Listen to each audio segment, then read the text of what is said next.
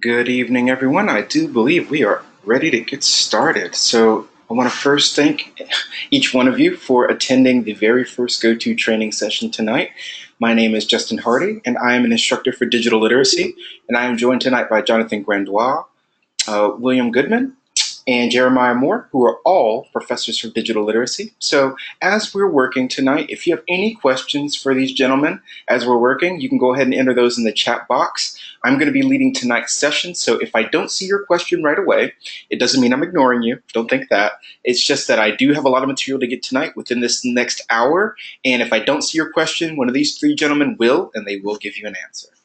All right, so let's go ahead and get started with our agenda for the evening. Tonight, we're going to talk about the GoTo training sessions that we hold each week. We're going to talk about digital literacy as a concept and as a class. We're going to talk about a couple of tips that you can use to succeed in digital literacy, and I've got a web address for you.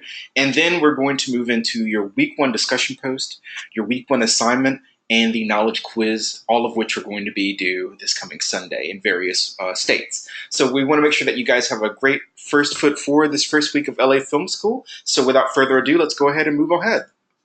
All right, so you may see something on your screen that looks somewhat like this. This is going to be the GoTo training control panel. Now, if you have a question for your individual instructors, you can use this little drop-down box near the bottom of the chat bar, the chat dialog box here, to change who you're referring to. So you can either have a private conversation with one of your classmates, you can have a private conversation with one of your instructors, depending on what you need. But just so you know, that option is available to you. All right, so let's go ahead and get into the meat and potatoes of tonight. So in your own words, within the chat box, I want you guys to define digital literacy in your own words. What do you think digital literacy is? Point blank. So think about it for a couple of seconds. Go ahead and relay your thoughts into the chat box, and then we'll kind of see where we're going to meet in the middle. So what do you guys think digital literacy is? So Ryan says that it's being able to communicate efficiently online. That is absolutely a part of it. Antonio is saying that it's your digital footprint that you leave behind. We're getting very, very close. Andrew says that it's accessing and understanding content left behind on the internet. Very good. Jermaine says that it's the understanding of today's knowledge of the online world. That's another good description. Let's get a couple of more.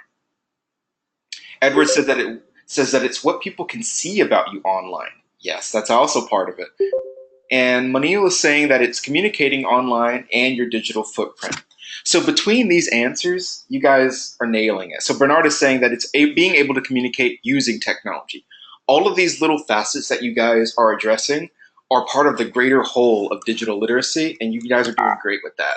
So here are some of the concepts that you may see repeated in your own descriptions. So learning and knowing your software, becoming internet savvy, conducting the proper research online using your search engines and your databases, excellent communication practices, and creating a professional online presence. So like Chris says, we want to be able to understand and decipher the online data that's available to us and about us. And Antonina is saying that it's creating and communicating information with your technical skills. So again, all of these answers that you guys are providing are wonderful and accurate, and they all tie into the general concept of digital literacy. So go ahead and give yourselves a pat on the back for that one.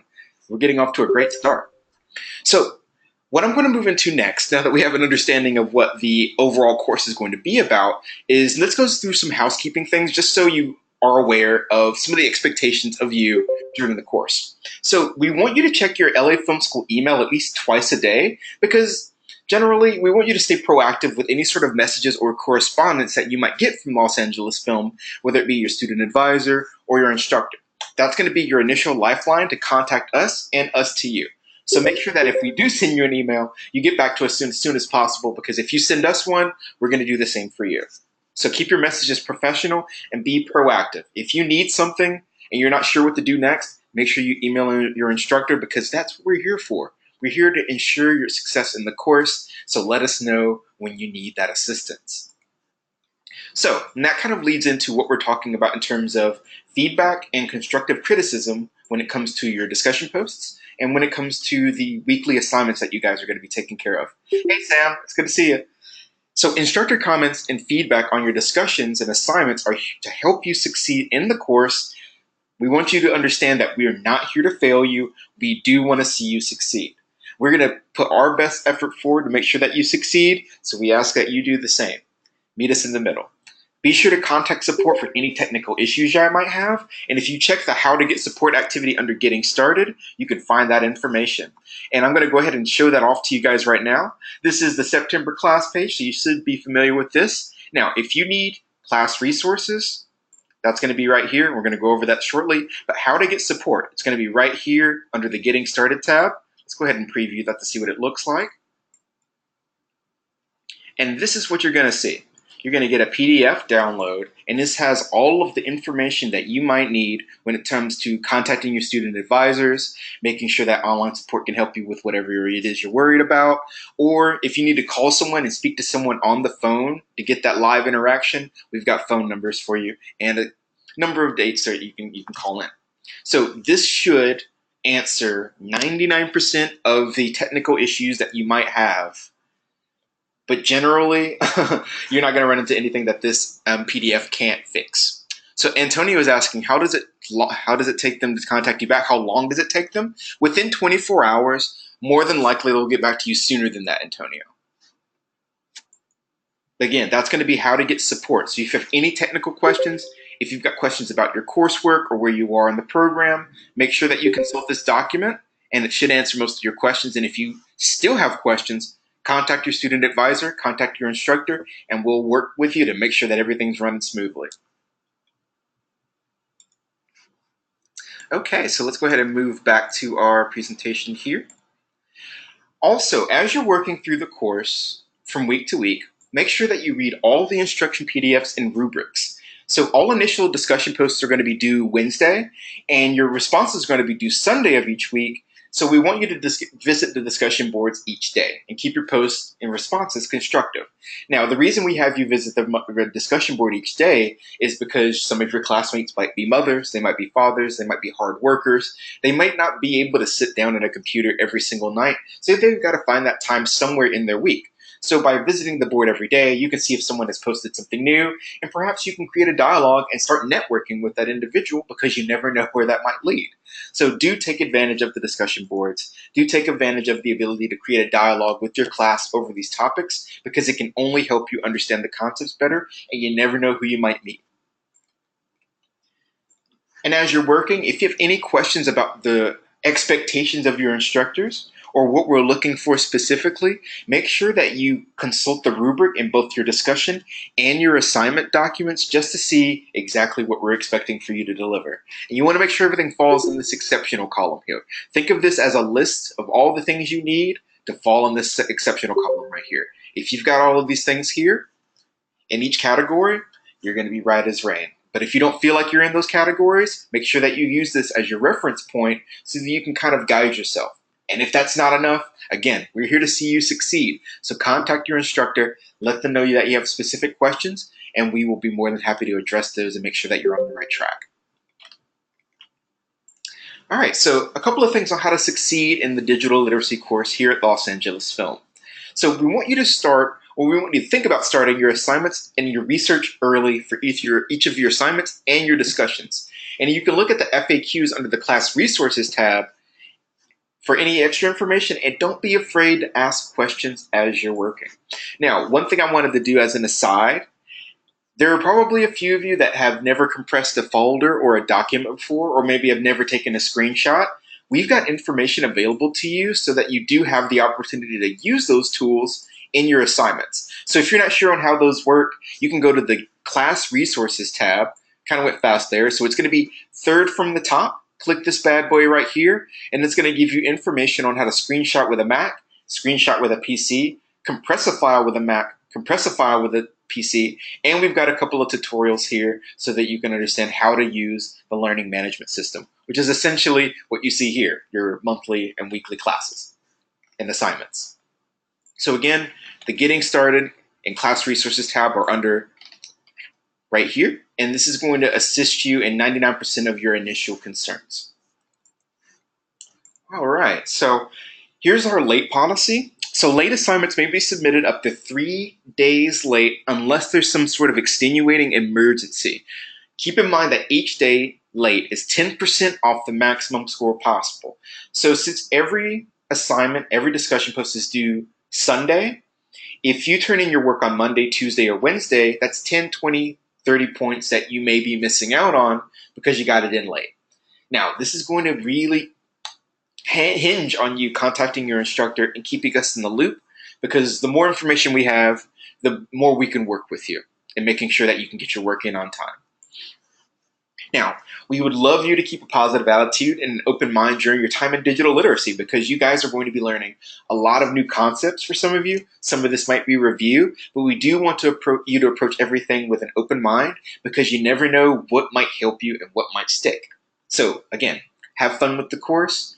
We're here to have a good time, but we are here to actually learn and to work hard. So make sure that you do, if you have any questions, make sure that you send us an email, write us a message, get in contact with us so we can make sure that you're getting what you need so you can stay positive. It's good to hear that, Samantha, that you're back in school and that you're feeling good about it. Hopefully a lot of you feel that way and you're eager to learn, because I'm eager to teach you guys, and I'm sure the rest of our DGL instructors are as well. So, for your knowledge check quizzes, you've got a quiz that's due every Sunday of each week, and here are a couple of things that you want to keep in mind as you're working on your quiz. It is open book. Now, we don't have a book in this course, but all of our quizzes are based on material from the Read and View activity and from the topics that we cover each week. So we're not going to throw any curveballs or fastballs at you by asking you about things we haven't taught or talked about yet. So everything that we cover from each week is going to be represented in the quiz. And do keep in mind that you can only take it once. The quiz is self-graded. Your instructors don't sit there and grade the quiz by question. So when you do submit your quiz, keep in mind that that's it. There's no redos. So that's why it's open book, so that you can make sure that you confirm each of the questions to your best ability, and then you can submit. All right, so as for the go-to training sessions, the one we're engaged in right now, they are once a week, usually Tuesday at 6 p.m. Pacific time. Now, there's one go-to training session during the third week that is at 4:30 Eastern time in the afternoon, 1:30 p.m. Pacific time. But don't worry, if you can't make it to a live session, archive recordings will be available. In fact, I'm recording the session right now, and as soon as we're done, I'm going to upload it to YouTube, send it to my fellow instructors, and then you will be able to view that archive tomorrow afternoon at the very latest. So that's going to be available to you. Now, what I do have here is a link that I think you guys might be interested in. This is an article about how to succeed as an online student. Now, some of you may already know this information. It might be review. Some of you, if this is your first time in an online school or first time in college, you definitely want to take a look at this, because it covers time management. It covers balancing your personal obligations. So if you've got children, if you've got a part-time job or a full-time job while you're going to school, these are some of the strategies that you can employ to make sure that you can juggle all your responsibilities and not drop the ball anywhere. You also want to think about the study environment that's optimal for you. Some people like to be in rooms that are completely quiet with no distractions. Some people, like myself, I enjoy music, television noise, any sort of background noise to allow me to concentrate on the task at hand. If it's too quiet, I'll start thinking too much. Some of you might have that same issue. Also, don't be afraid to ask questions of yourself, and don't be afraid to ask your instructors questions. We're here to help you. We're here to see you succeed. So if you're not sure on how to proceed with your assignment or your discussion, or just you have any general questions about the course, that's what we're here for.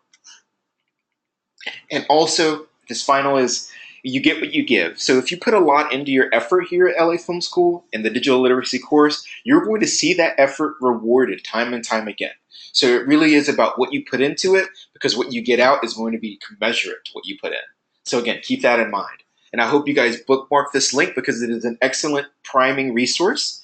So if you're not sure about how you're going to engage the online material this month, you're a little anxious, a little scared, that should be able to give you at least a strategy to start with, so that you can refine your learning process as we go throughout the months here at LA Film. All right, guys, so that is online student success. That's wonderful, Alexandra. I'm glad you feel that way. Okay, so here are a couple of other resources provided by the LA Film School. You've got your student advisors that we mentioned before, and they can help out with anything related to LA Film School, not just assistance with digital literacy. Your student advisors are going to be with you throughout your entire program here at LA Film School. Your instructors are going to be with you on a month-to-month basis. So just keep in mind that your student advisors are always going to be that lifeline here at LA Film School in case you need anything. And if they contact us, that just means we're in the loop too, and we can further help. Online support can help out with any issues specifically for the LMS. So if you're having trouble submitting your work, if you can't compress your document, if you can't upload your video or your audio, or you can't turn in your work and it's the night it's due, but you're trying and you took a screenshot and you sent it to us to let us know, make sure that you do contact online support so that we can iron out any of those issues before they get too far away from us. And again, that's also going to require open communication. So the minute you detect a problem, you can't submit your work, something's not working, whatever it happens to be, email your or message your instructor and letting them know. Let them know. Because if we know, we can help. But if we don't know, there's only so much we can do because we're not mind readers. So again, keep us in the loop, stay proactive, and you're definitely going to succeed in this course. So and that involves keeping a positive and open mind. Some of this information that you might see this month may be new. Some of it may be a review. Some of it may be of something you already are using right now. So again, keep an open mind with the course. You may discover something you've never used before, or you just might discover a different perspective in the discussion posts from someone else that you're talking to. So you never know. All right, so now we're ready to move into the 1.3 discussion overview. Are there any questions that you guys have so far?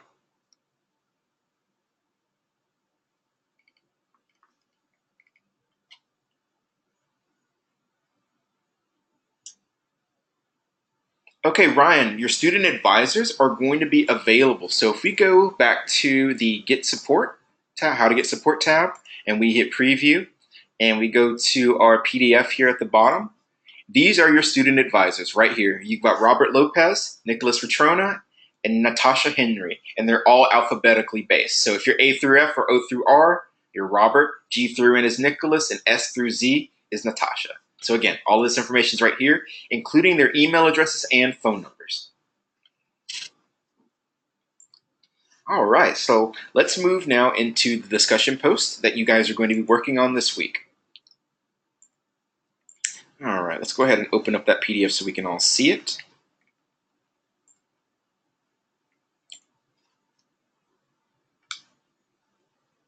Alrighty, so here we are with 1.3 discussion post, and this is going to be called your digital identity discussion post. So in every week, there's going to be a graded discussion board that you will be expected to post on, and there's going to be specific topics that prompt you to explore, view, share, and reflect on the learning topics related to the course each week. So this week is an opportunity for you to begin the chat with each other in a professional academic environment. So we do ask that you keep it professional, courteous, and use proper English. So no text speak or any less formal language that you might use in a non-academic, non-professional environment. So it's always about knowing your audience and knowing how to cater your message to the audience. Since you're in a professional environment, we do expect to see a professional demeanor in your discussion posts and in your responses to your classmates and to your instructors. As you'll see, it's important in an online academic environment and your career to be able to what's the word I'm looking for here? Correspond with your classmates and your superiors either in an academic or work environment. Mine got away from me for a second. Okay, so in this week's discussion board, we would love if you address some of the following questions, whichever inspire you the most. Let me go ahead and zoom in a little bit so you guys can see these. Now, I want to emphasize that we're not asking you to answer every single one of these questions for your initial discussion post, because that's going to be you writing a novel. You don't have to write a novel. What we want you to do is to pick from these topics that you enjoy, that speak to you, that you're willing to share, and use these for your initial discussion post. So your first topic is there anything that you're already doing to establish your online digital footprint or identity? The second topic available to you is, what are the goals that have driven you to begin your degree program here at the Los Angeles Film School? The third one is, how important is it for you to graduate from this degree program and why?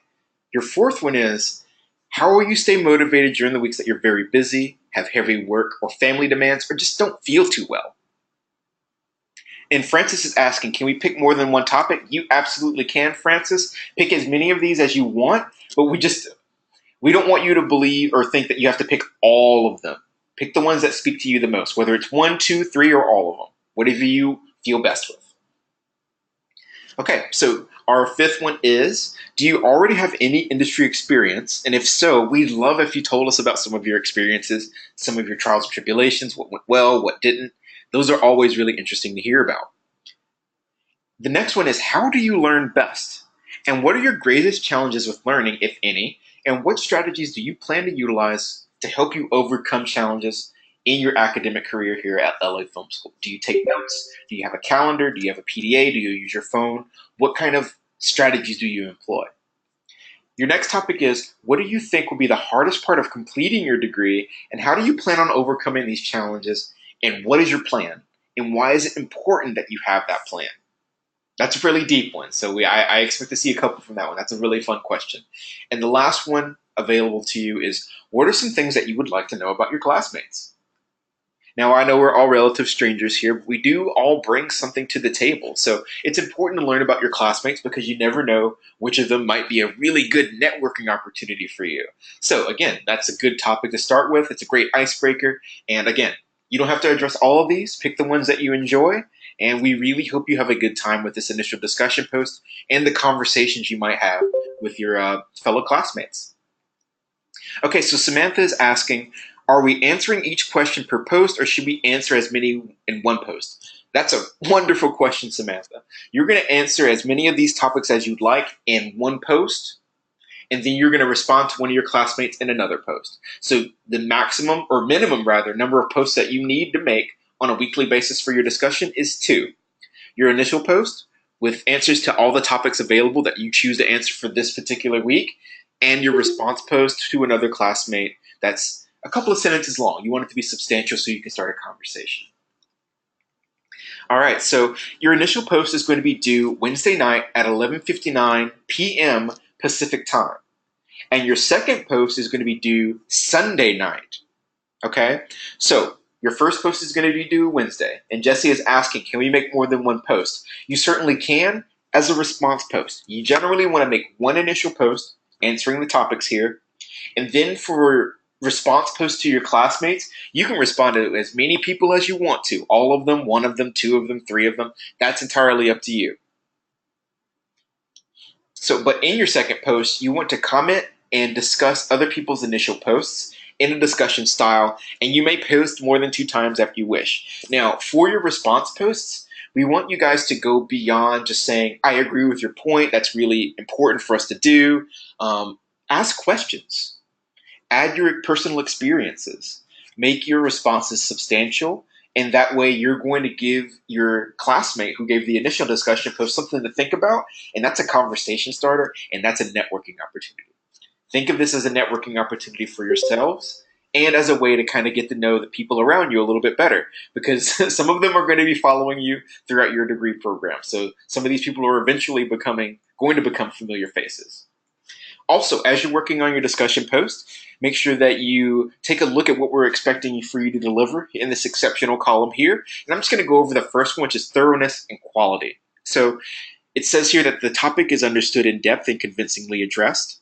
All information presented is clear, thorough, creative, and well supported with several relevant facts, statistics, and/or examples. All posts are courteous, respectful, and professional. So if you can check all those off on your initial post, you're going to be good to go. And that just follows for each of these sections in the rubric. Just use this as your checklist. And if you have any specific questions that the rubric doesn't cover, because there are lots of them, make sure that you contact your instructor, and we're more than happy to help you out. All right, so here are a couple of frequently asked questions. We're just going to breeze through these. So the instructions say my first post is due Wednesday, but the closing date of discussion is due Sunday. Why are there 2 deadlines for the same discussion post? We see this question a lot. The idea is that you want to give people the opportunity to kind of use their daily or work around their daily schedule to be able to make their initial post and to respond to their classmates. So first posts are due Wednesday night to allow your classmates enough time to read and respond to your post before this discussion closes on Sunday night. Again, we want to give everyone time to come home from work, to take care of their kids, to get their dinner, to settle down before they begin working on the discussion post, because as we know, we all live busy lives, and sometimes it's hard to sit down any given day to take care of whatever needs to be taken care of. Sometimes you have to wait a day or two. We understand that, and we want to account for that. So if you submit your initial post after the Wednesday night deadline, what happens? So late initial posts may be subject to a point deduction. Always contact your instructor. And Antonio was asking, if you're a hurricane victim, if you're impacted by a natural event beyond your control, we understand that. We had a couple of people that were involved in the Harvey hurricane last week, and we had to work with them, and we did, and we gave them a little bit of extra time so that we could allow them to submit their work. So if you do find yourself in a bit of dire straits, please, please, please reach out to your student advisor, reach out to your instructor, let us know what's going on so that we can help you and work with you. Because, yeah, it's a tough time for everybody. But, again, your instructors are here to see you succeed. And we're going to do as much as we can to make sure that you're going to be on the right track for digital literacy and for the rest of your courses. All right, everyone. So that is the initial discussion post. Just to review, your initial discussion post is going to be due tomorrow night, Wednesday night, at 11:59 p.m. Pacific time. And your discussion post response is going to be due this Sunday night at 11:59 p.m. Pacific time. All right, so let's go ahead and move into the next part of what we're going to be speaking about tonight. So we're going to be talking about personal branding and assignment 1.4 and how these things come together. So Ryan is asking, we have to stagger them. You certainly can stagger them, but say, Ryan, if you create your discussion post on Wednesday and you see someone else has created their discussion post on Wednesday as well, you can go ahead and give them your response post that same night. As soon as you see someone that has a message that relates to you or you feel like you can meaningfully contribute to, just go ahead and respond right away. You don't have to wait. All right, guys, so let's talk a little bit, just briefly, about personal branding, and then we're going to roll into assignment 1.4 and kind of how those dots connect with each other. So we're going to be going over the overview for 1.4, the instructions for 1.4, some of the rubric expectations for 1.4, and then we're going to do a review of all our due dates before we finish for the evening and open up the floor for questions. So what you're going to be doing for your first assignment is conducting research using the internet. And you're going to analyze the digital footprint of an industry professional, and you're going to evaluate the strengths and weaknesses of that industry professional and summarize the information using a variety of digital technologies. Okay, so we're talking about a digital footprint of an industry professional, but first we need to cover what some of those concepts even are. So let's go ahead and talk about personal branding. In your words, just like we did earlier, what do you guys think, or how would you define personal branding? Again, there's no right or wrong answer here. I just want to get your ideas before we move forward.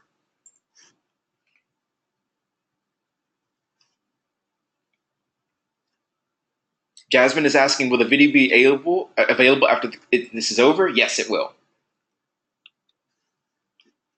So what do you guys think personal branding is or represents? Okay, so Andrew is saying how your digital footprint reflects your character. That's excellent, excellent definition.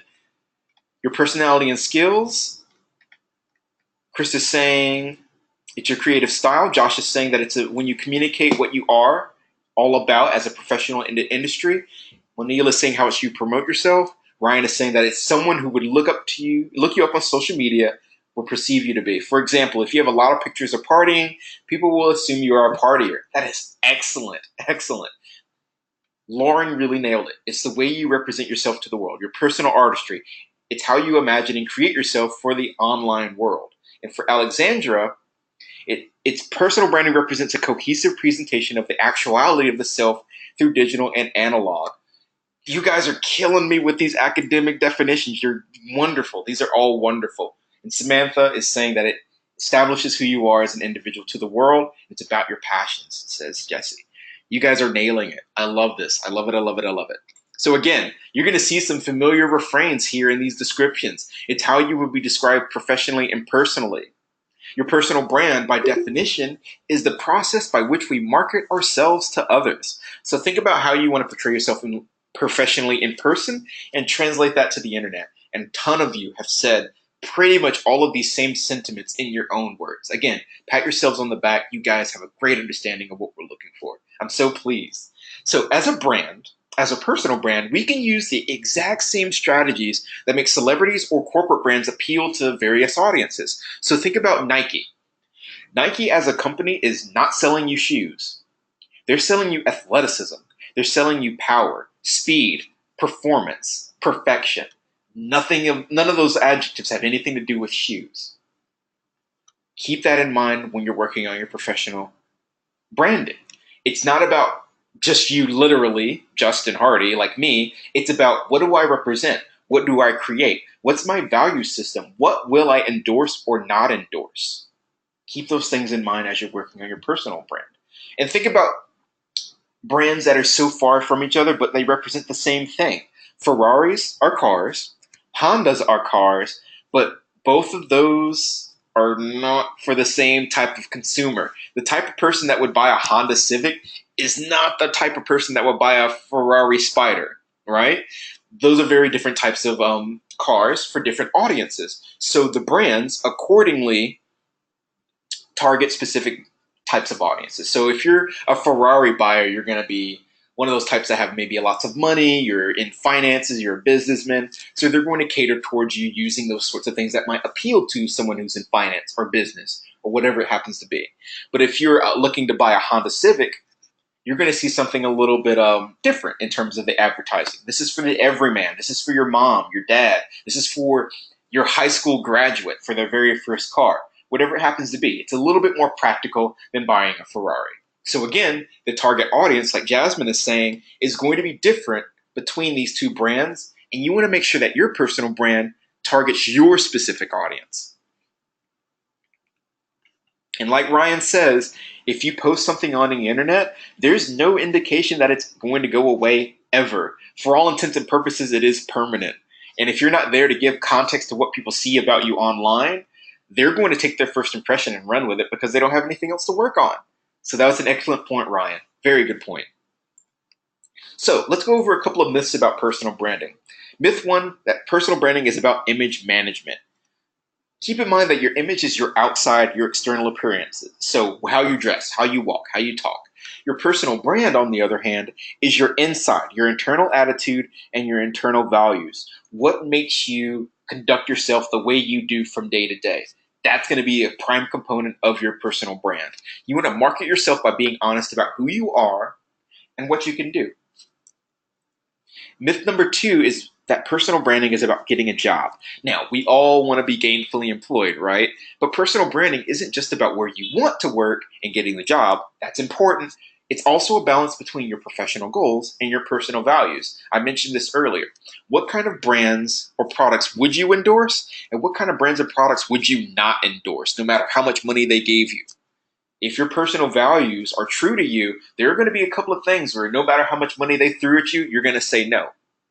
I hope. Otherwise, do your personal values kind of conflict? So you want to be very mindful about that. Think about what you want professionally and think about how you can achieve those goals based on your value system internally.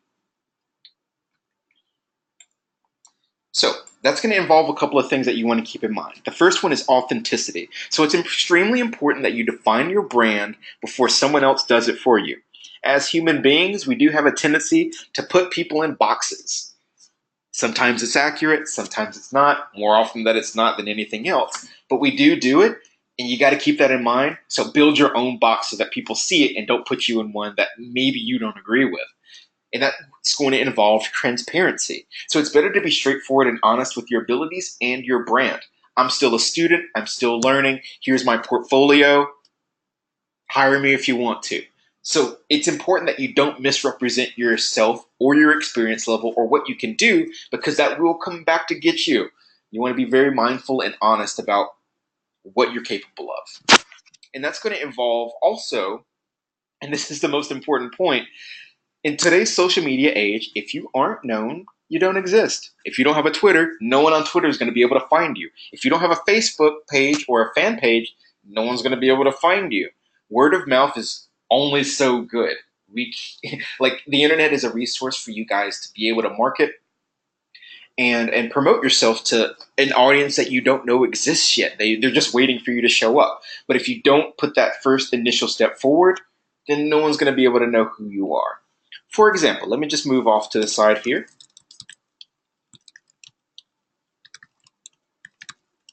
This is my ArtStation right here. And Edward, you're correct. If you build it, they will come.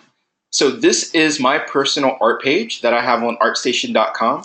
So if anybody sees my art here and they really enjoy what they're looking at, they can contact me via email and start working with me. Same for a potential employer. Say I'm working on a concept art for a video game and they come and check out my work just to make sure that they're hiring someone who knows what they're doing. They can see instantly that I'm proficient across a bunch of different mediums, a bunch of different styles. So all of this is going to reassure them that I know what I'm doing. I can talk the talk and walk the walk. So by having my brand out there and having my work being visible, you never know who might see it and who will get into contact with you. I promise you, it is worth the effort to get your information and your work out there. All right. Yes, sir, Michael. Mass Effect is one of my favorite series. I'm glad you sussed that out. That's really flattering that you're able to notice that. I appreciate it. So again, you want to remain authentic to yourself. You want to be transparent about what you're capable of and who you are, and you want to get your work out there. You want to get your name out there. Let people see you because you never know where your next networking opportunity is going to come from. You never know where your next employment opportunity is going to come from. We're connected on the web. Make sure that you utilize those connections. All right, so this involves checking your social networking sites often. If you don't have any professional social networking sites like LinkedIn or like a Facebook fan page or professional page, no problem. We're all starting from square one here. Start thinking about what you would want to include. Start thinking about some of the value systems that you hold dear and begin curating your personal brand so that by the time you're done with LA Film School, you'll have a personal brand, you'll have a portfolio, and you'll have a better direction of where you want to go professionally because you spent all that time refining your value system and what you want professionally. This can only help you. 80 million names are run through Google's search engine every single day. Think about whether or not one of your names is one of them because 70%, up to 90% of employers are using social networks. So you've always got to consider, what do you want people to find about you? Keep that in mind. So that's personal branding in a nutshell. There's so much more that we could cover with this specific topic, but now let's kind of segue how knowing about personal branding is going to allow you to work on your initial assignment here. So here's how these things connect. So for your first assignment this week, we're asking you to detect the digital footprint of an industry professional. So your detective assignment is to investigate the digital footprint of a selected entertainment industry professional. We'd love if you'd record your findings, draw your conclusions based on the information you've gathered, and then summarize that information. So we also want you to consider how the lessons you've learned throughout this exercise and through the other activities this week might help you to manage your own digital footprint to create a positive personal brand for yourself online. So this is the first step. If you've never thought about making your digital footprint or your digital brand, think of this as your first step because you're going to be looking at a professional that already has one and you're going to be examining what they decide to put online. Ryan, Wikipedia is not a citable page because it is a resource for other citations. So I'm just going to do a small detour just to kind of prove this point. Just a second. All right, so if you go to Wikipedia and you go to a random article, let's just type in cars. You want to be mindful to not use Wikipedia as your resource, but you want to come all the way to the very bottom. You have 1 through 81 resources that you can use down here that don't count for the Wikipedia page. This is what you want to use. All right, so that's a little segue just so you guys have that information. The citations at the end of the articles are what you want to use. All right, so here's what we're asking for you to do.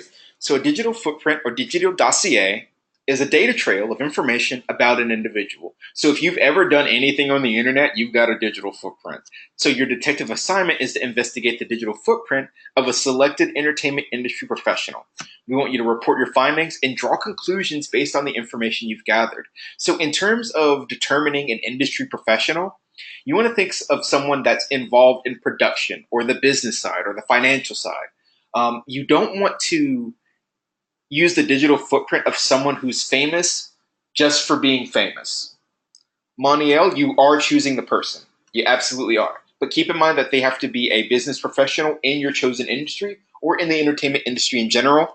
Just keep in mind that socialites are probably going to be a bad idea. Anyone famous for being famous is probably going to be a bad idea. You generally want to use someone who's involved in production or the business side of entertainment industry. And if you have any questions, Ryan, wink, wink, if you have any questions about who your industry professional is, be sure to contact your instructor. So Josh is asking if Eminem is a bad idea. Since Eminem is an artist and a producer and a businessman in various ventures, he's completely fine. Same for 50 Cent. Think about any top tier producer, rapper. They've got their hands in a couple of different pies. So you're pretty much good to go with any of those guys. Dr. Dre is a really good choice. Bruno Mars is a good choice. Kanye West is a good choice. Now, Andrew was asking about freelance cinematographers.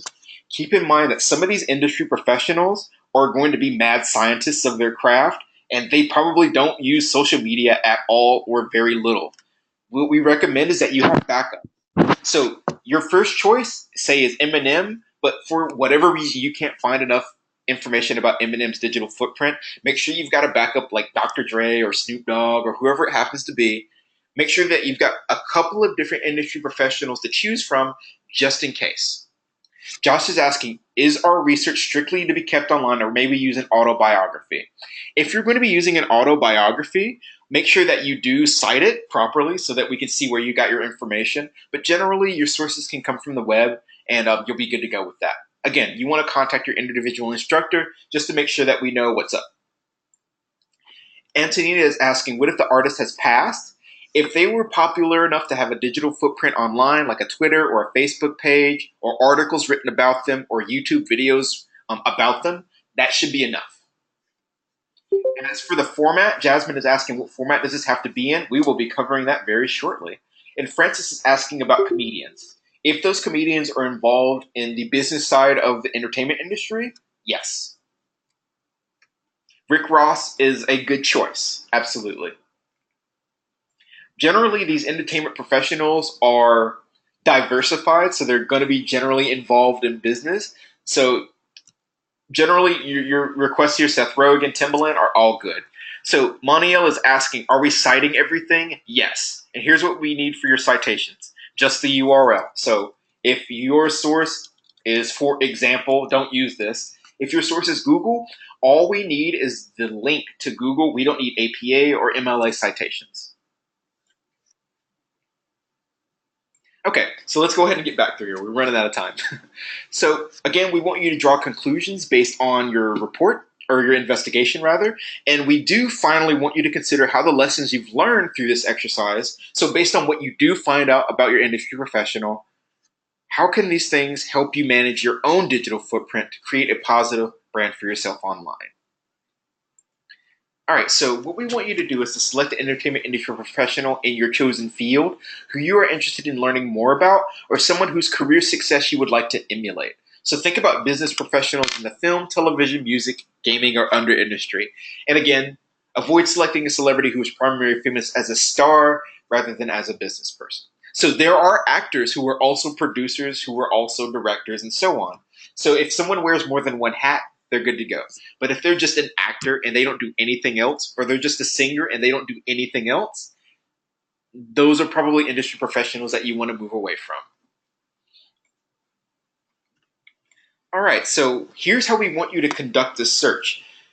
You can use Google if you want, or any other search engine that you're interested in, but we want you to search their active digital footprints if they have them. So their Facebook.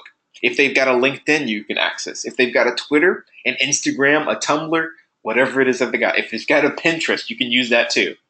Think about their social media connections, their blog posts, their personal website if they have one, video, including YouTube, Vine, and others. Think about also image and video and audio uploads. So if people are writing information about this industry professional, that counts as a digital footprint. If the industry professional is in a YouTube video, that counts as a digital footprint. If your industry professional is tweeting and Facebook messaging, that counts as their digital footprint. So all of that information can be used. Now, here are some of the questions that you'll be answering based on what you find. So we want you to report the findings of your investigation using these questions. So Michael is asking, can I screenshot from my mobile device? Does it have to be a PC? If you can get the screenshots and put them in your document, doesn't matter how you get a hold of them. It's up to you, Michael. Okay, so these questions are, how does this person's digital footprint represent them as an industry business professional? And is the image presented online positive or negative for their career and personal brand? And are there any exceptions? So we do get questions about, are there any exceptions? Think about the digital footprint of, say, Kanye West and how he's controversial sometimes with his message. And think about someone else like, say, Chris Brown, who has a completely different kind of circumstances surrounding his digital footprint. One person is known for outbursts. Another person is known for domestic abuse. Let's just not mince words. Does this affect their digital footprint? Sometimes it does, sometimes it doesn't. And we want you guys to kind of account for that. Okay? That's a really stark example, and it's the first one that came to mind, but we do want you to kind of keep it in mind that sometimes these individuals might not have the best digital footprint in the world or the best reputation in the world, but does it affect their professional opportunities? Sometimes it does, sometimes it doesn't. All right. What might a potential hiring manager or business partner be impressed with, and what might cause someone to discount this person as a potential business partner? Okay, so let's go back to our original example. So we've got our example over here of, who did we use before? Chris Brown as our potential digital footprint. Would a potential hiring manager or business partner be impressed with him? And would they might discount him based on what he's done in the past? Again, that's another question you want to answer. That answer might be completely different for Eminem, Dr. Dre, let's see, who else? Elon Musk, Mark Zuckerberg. Think of all these guys that you can consider. Rick Rubin, Rick Ross. All of these are going to be different answers. So depending on what you find, depending on their reputation online, this answer to the second part may be a bit different. Sometimes business professionals will work with him in spite of their digital footprint or reputation, and maybe they won't because of that. Riffraff? Antonio, that's a really obscure question. I know who you're talking about, and I think that might be a good one. Just contact your instructor in case you can't find any extra information. So Kali is asking if it's an essay. It sort of is an essay, but it's more of a report. It's an essay format, but you're not going to include a thesis, 3 main points, and then a conclusion. It's a bit different from that. Okay, again, this is part 1. Report the findings of your investigation, answer these questions, and based on the answers to these questions, here's what you're going to do. You're going to consider the role of digital footprints in your own professional life. What have you learned in this week's activities, including this exercise? And we want you to determine the steps that you can take to manage your own digital footprint, to create an image that would present you positively and professionally online. So you're going to answer the questions after you've investigated your industry professional's digital footprint. And then based on the information you find and based on how you answer those questions, you're going to write a summary paragraph about the steps you can take to manage your own digital footprint and create an image, again, that will present you positively and professionally online. And we want you to describe the digital footprint or online brand you wish to portray. Now, you might not have a digital footprint yet, or you might have started one. Think about what you want to do and then have sort of like a checklist. I want to start a Twitter page. I want to start a Facebook page. I want to reach this many people and have this many followers. I want to have a professional website for myself so people can get a hold of me there. Whatever your goals happen to be, make sure that you include those in part 2, which is your paragraph summary about your digital footprint. Okay, so that's part 1. And part 2 And now here's where we're going to talk about formatting and submission. So you can use the format of your choice to present your findings and conclusions as long as you fully explain and clearly include visual examples to illustrate your points. Now, I want to repeat that. You can include visual examples. If you can't take screenshots for whatever reason, just include links. If we've got hyperlinks to work from, we can click on it and see what you're talking about. We're good to go. So keep in mind whether or not you're able to make those screenshots, because I've received a couple of messages about people that were worried about that. So again, contact your instructor if you do have questions. Now, your submission may be in the form of a written document that includes visual images in terms of an essay format. We did have a question about that earlier. Or a slideshow presentation using PowerPoint or Keynote. You can also do an audio-visual podcast where you're speaking out loud, or you can have a video where you're on camera relating your information to the audience. As digital literacy instructors, I can't speak for everyone, but I've seen every single one of these, and they're all usually pretty good. So choose the format that appeals to you, which is more comfortable for you, and 9 times out of 10, you're going to have a good time with actually creating the assignment. So Michael is asking, where do you find the assignment? I'm assuming you're asking where the instruction document is. That's going to be under the 1.4 Detecting Digital Footprints activity under the Week 1 tab on the class page. So this is where you're going to be finding the instruction sheet. Let's take another look at that. So we click on 1.4 activity, and then we scroll down, and then once the page loads, you're going to see this. All right, so let's go ahead and move back. You're very welcome, Michael. Let's go ahead and move back here. Okay, so Jesse is asking, how do we submit a video? Here's the simple answer to your question. Upload it to YouTube, put a link inside of a document, and then upload your document. Because if you try to upload your video to the submission page the night it's due, sometimes I've found that it doesn't upload properly sometimes, or it might take a really long time. Make sure you give yourself that insurance and just use YouTube. That's more reliable, and then you just provide us the link. As long as that link is unlisted, unless you want people to see your work, you can list it as private if you want to. As long as the link works when we click on it and we can view your document or your video, you're good to go. And take care, Clearies. Thank you for coming. We really appreciate it. So if you'd like to suggest a different format, contact your instructor to ensure it will be acceptable, and include references to cite the sources of the information that you've used. So Ryan, yes, you can use Word. And Claire, sorry about that, Claire. Thank you for coming. We really appreciate you being here. So Ryan, you can use Microsoft Word. You can use Microsoft PowerPoint. And if you guys don't have access to those, you are allowed to use Google Presentation or Office 365. Either one of those is acceptable. Just make sure that you provide us with a public link or an unlisted link, so where we click on it, we have access to your document and we don't require any sort of permissions or anything. Just double check that.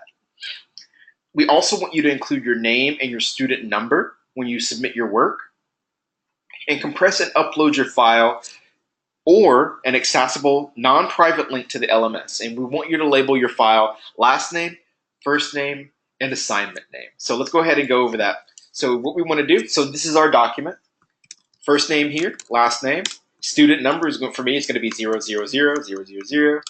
And then from here, I'm going to also include a link. Say I have a non-private link to my document because I don't have Word, and then there's my link. Let's go ahead and make that actually a hyperlink. And you guys get it.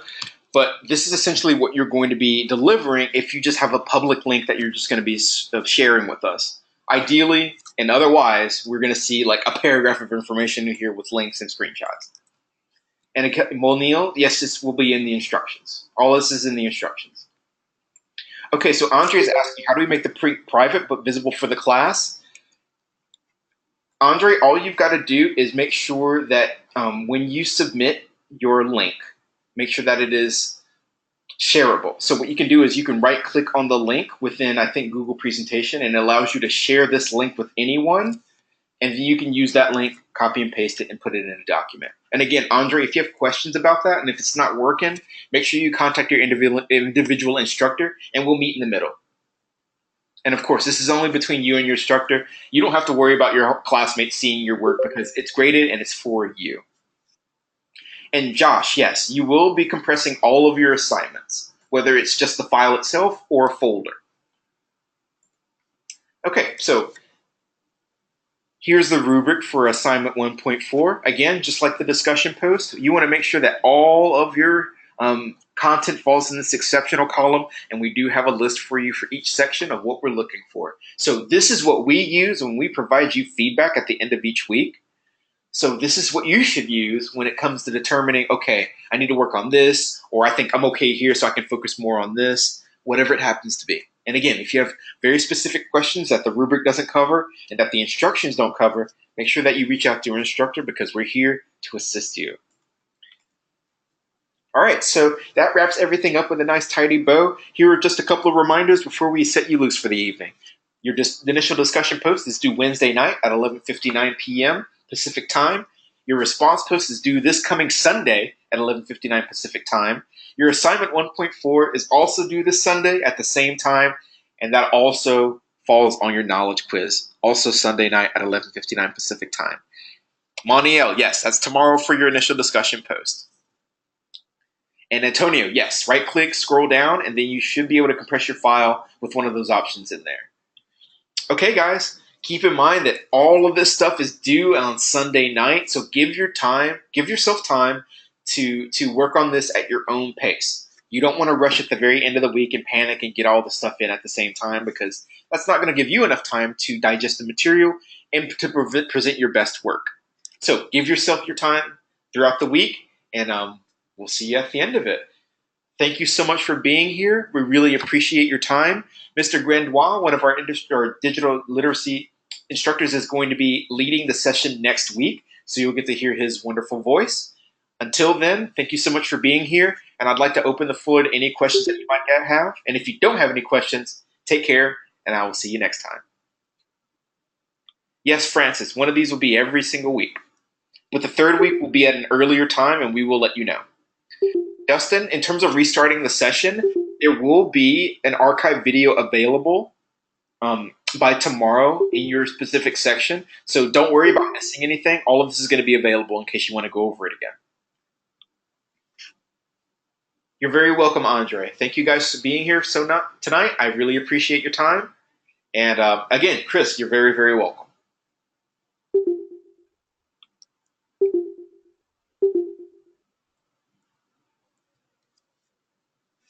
You're very welcome, John. Thank you for coming.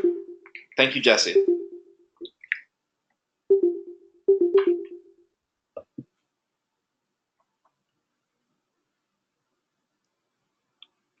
Jennifer, absolutely. We would be more than happy. This will probably be one of the first times someone's asked us about someone in the gaming industry. So yes, please, absolutely. You're very welcome, Samantha. We really appreciate you being here, and thank you for your compliment. I really appreciate that. Take care, Chris. And Justinian, thank you very much for your compliment. I really appreciate you. You have a really cool name. I'm not partial at all, I promise. Thank you, Jennifer. I really appreciate your kind words. You have a wonderful night too, okay?